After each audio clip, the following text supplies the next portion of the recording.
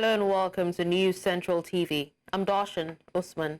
Here are stories making headlines beyond the continent.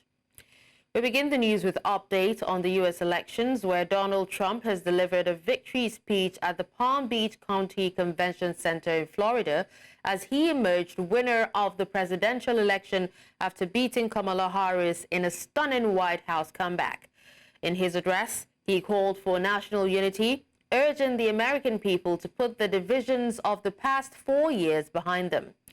Trump was joined by his family as he celebrated the moment with supporters who chanted USA.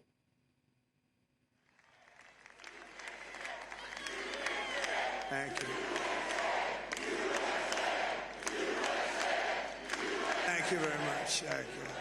Now winning the popular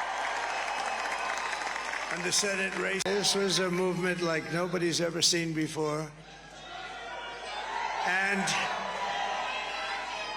frankly, this was, I believe, the greatest political movement of all time. There's never been anything like this in this country and maybe beyond.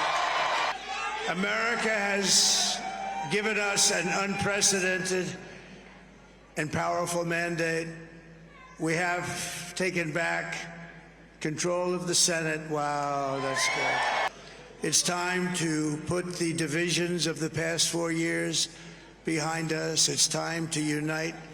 And we're going to try, we have to try, and it's going to happen. Success will bring us together. I've seen that. They came from all corners, union, non-union, African American, Hispanic American, Asian American, Arab American, Muslim American. We had everybody, and it was beautiful. It was a historic realignment. This is a great job. There's no job like this. This is the most important job in the world. Now to talk more on this, we're joined by News Central international correspondent Afia Hagen, who has been monitoring the U.S. election, and foreign affairs analyst also Bolu Michael B. But let me start with Afia. Now, Afia, can you tell us what the mood is and how the people are reacting to Donald Trump's victory in the just concluded election?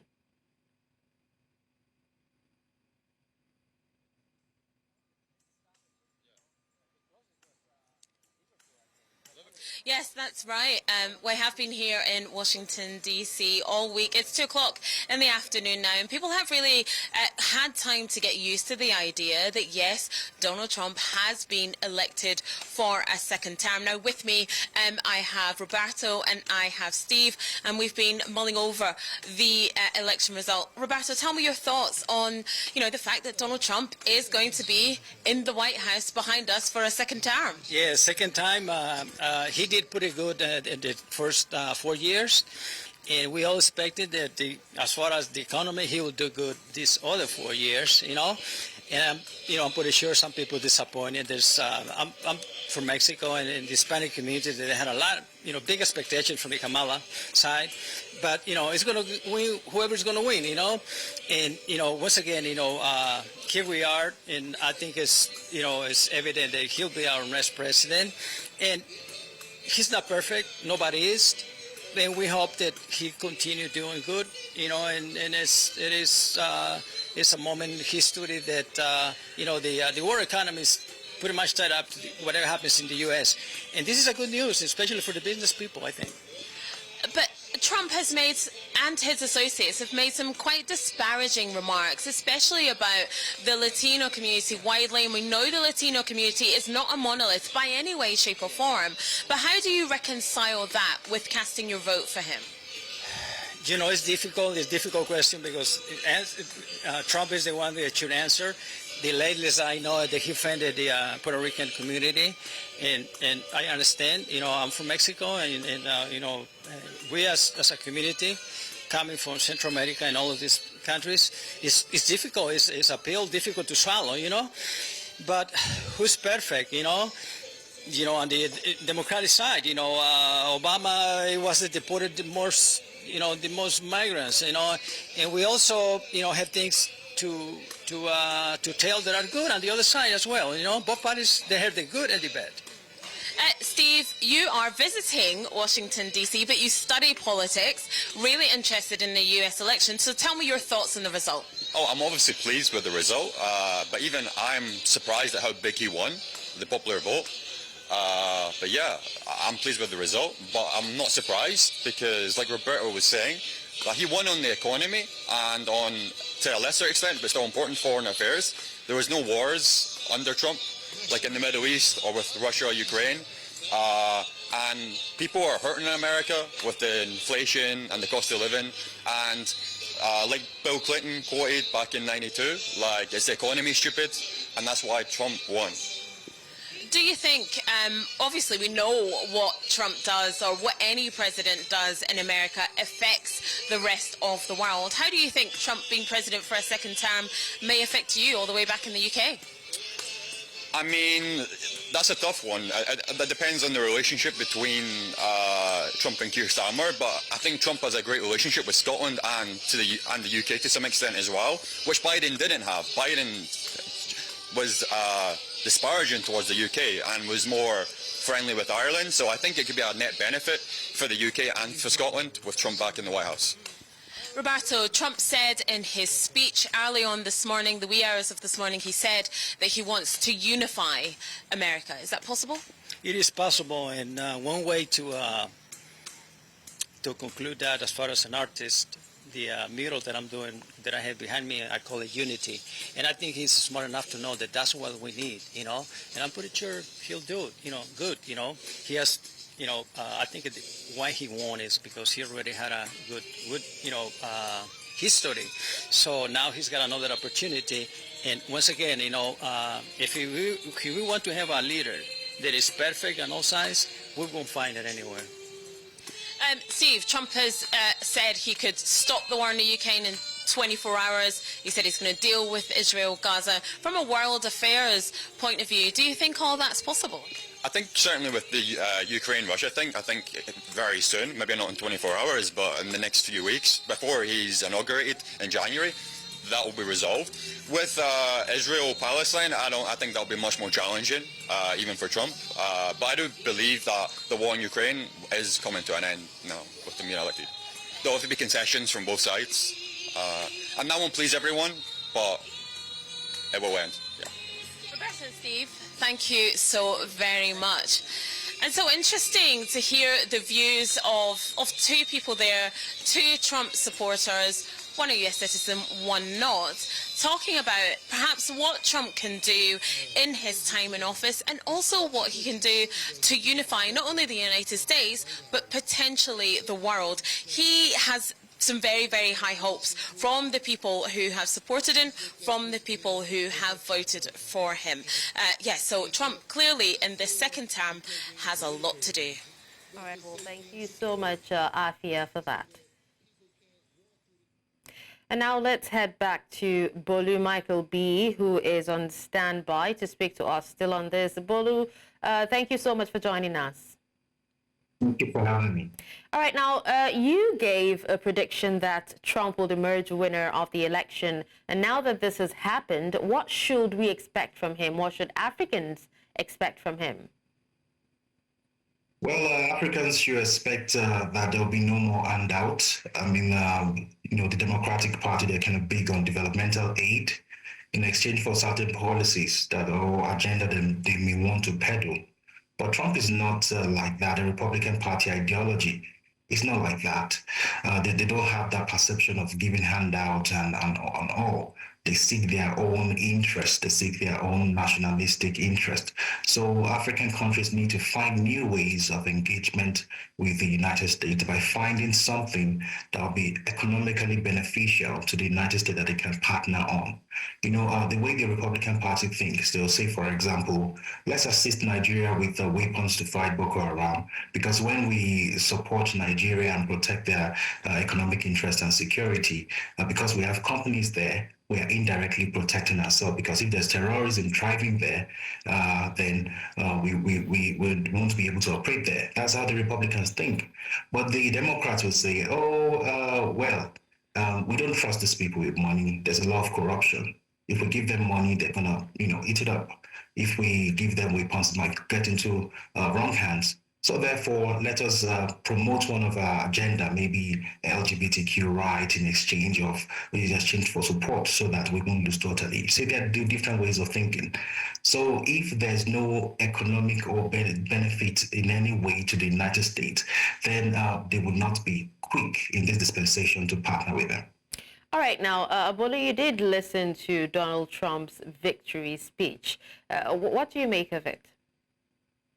Well, I'm very glad that he's seeking to unify the country, and I think he's going to do that because his policies, they're touching on the vast majority of Americans. I mean, he can really unify the country through his policies. The one thing that was missing in Kamala Harris' policy is that you couldn't find something for everyone.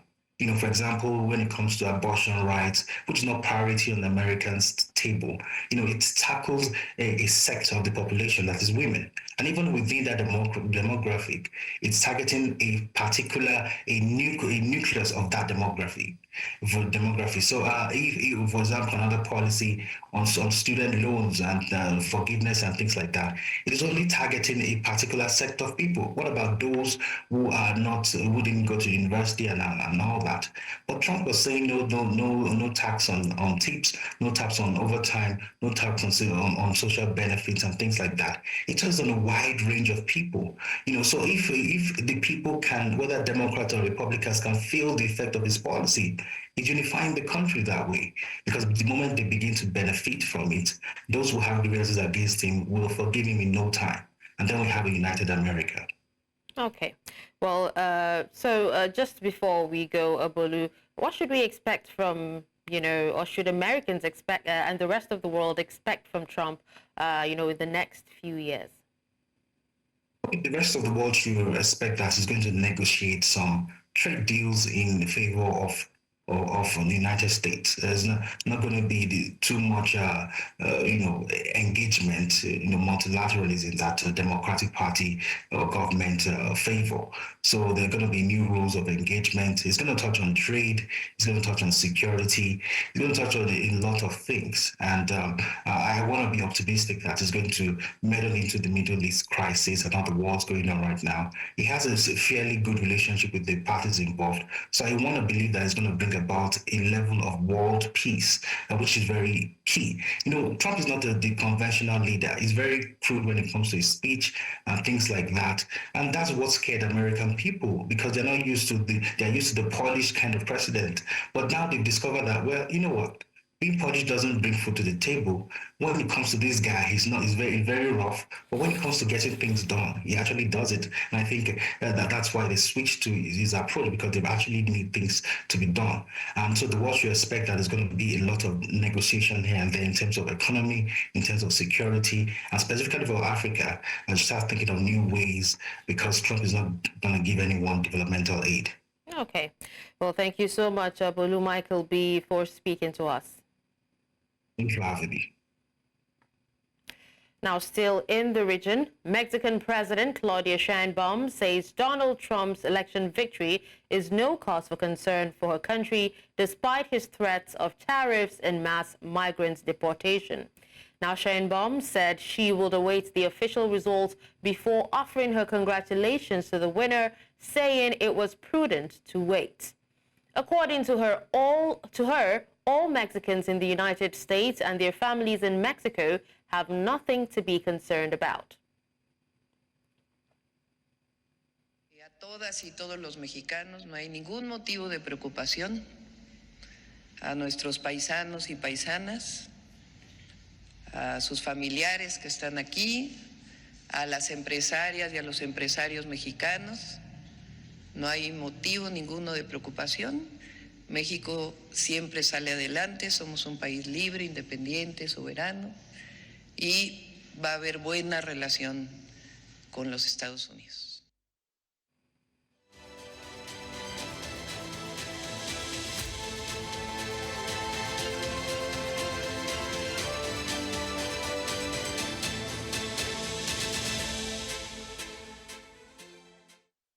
Now let's go on a short break, and when we come back, we'll tell you that Cubans evacuate prepare for storm ahead of the landfall. Stay with us.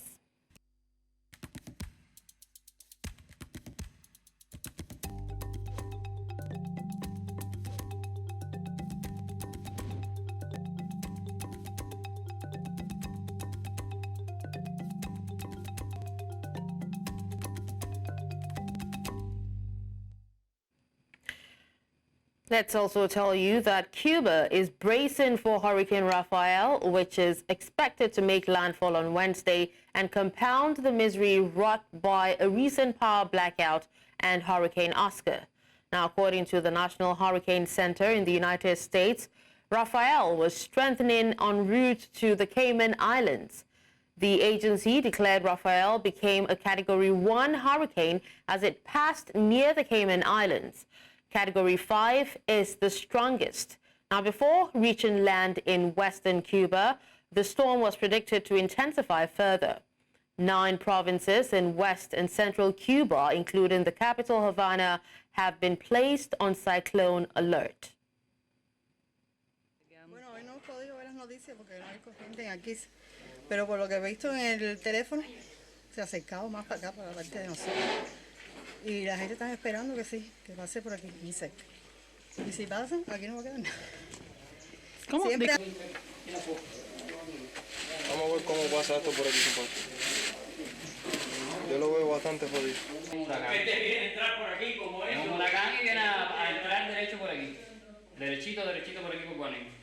Para menos lo que hemos visto en parte, el europeo, aquí el nacional. Bueno, aunque ya no lo saquen, él se vaya, porque óyame. Es lastimoso esto. Por lo que yo veo, no hay ni un alma, entonces que me bajé y grité, porque aquí todo el mundo es vecino, ¿ves? Se conocen nadie, no quedó nadie. Tendrán que ir a la orilla. In the Middle East, Hezbollah's chief Naim Qassem on Wednesday said his group had tens of thousands of combatants ready to fight, adding that nowhere in Israel was off limits to attacks. Qassem said the results of the U.S. presidential election will have no impact on any possible ceasefire deal. Now, according to him, political events are not the basis for his expectations that the aggression will stop. He stated in a pre-recorded address prior to the announcement of Trump's victory that it means nothing to them whether Kamala Harris or Donald Trump wins. أطمئنكم بالنسبة للحدود يوجد لدينا عشرات الآلاف من المجاهدين المقاومين المدربين الذين يستطيعون المواجهة والثبات. ستصرخ إسرائيل، ستصرخ من الصواريخ والطائرات، وبالتالي لا يوجد مكان في الكيان الإسرائيلي ممنوع على الطائرات أو الصواريخ. Lebanon's health ministry has reported that an Israeli strike targeting a residential building in the south of Beirut has killed at least 20 people, with several other possible survivors trapped in the rubble. Now, according to the ministry, fires kept erupting from the building, causing surviving residents to flee the area. They added that rescue operations were underway. It was the second Israeli strike on Tuesday in a region outside Hezbollah's strongholds. Now, earlier, a strike targeting another residential building in Jiyeh near Barja killed one person.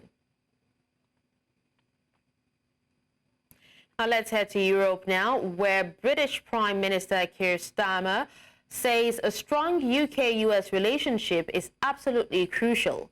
He says this in the wake of Trump's triumph in the tightly contested US election during the weekly Parliament question session. Starmer added that he is eager to work with Donald Trump to keep the two nations in what he calls a special relationship. Meanwhile, Bronwyn Maddox, director of Chatham House, says the US-UK relations will be complicated owing to US President-elect Donald Trump's America First principle, which she predicts will clash with trade and security in Europe. Probably more volatile world than we've lived in for many decades, it is absolutely crucial that we have a strong relationship, that strong special relationship forged in difficult circumstances between the US and the UK. We will continue to work, as we have done in the 4 months in government, on issues of security, our economy and global conflict. It comes down to the America First principle that Trump is very obviously following, and that means no favors on trade and probably a division of opinion on Ukraine, on how to underpin Europe's security and potentially on the Middle East. The American president values it as much as any British prime minister does. You hear the phrase a lot in the words of British prime ministers, and Sir Keir Starmer very quickly got out his congratulatory statement to Trump using that phrase. You don't hear it very often, and then it's suggested. Officials have found a body on a beach in northern France, a risky route many migrants dare to take to cross the Channel into Britain. Now, it was the 7th body found in the area in a week. The body was found on the beach in the northern city of Calais on Wednesday morning, surrounded by police and soldiers, the day after 2 bodies were found drifting at sea off the coast of Calais. More than 60 people have lost their lives attempting to cross the Channel to England in overcrowded dinghies since the beginning of the year, making 2024 the deadliest year since migrant crossings intensified in 2018. 13 tons of cocaine, the country's largest ever haul of the drug, was seized in Spain on Wednesday, and 1 person was arrested. Now, this was according to the police and customs agents who intercepted the cocaine in the port of Algeciras after it had been offloaded from a ship that arrived from Guayaquil, Ecuador's largest city and a notorious drug trafficking hotspot. Now, they added that a woman who they believe is a partner of the importing company was arrested in Toledo, and 2 other suspects are on the run. Spain is a key entry point for drugs into Europe due to its historical ties with former Latin American colonies and its proximity to Morocco, a leading producer of cannabis.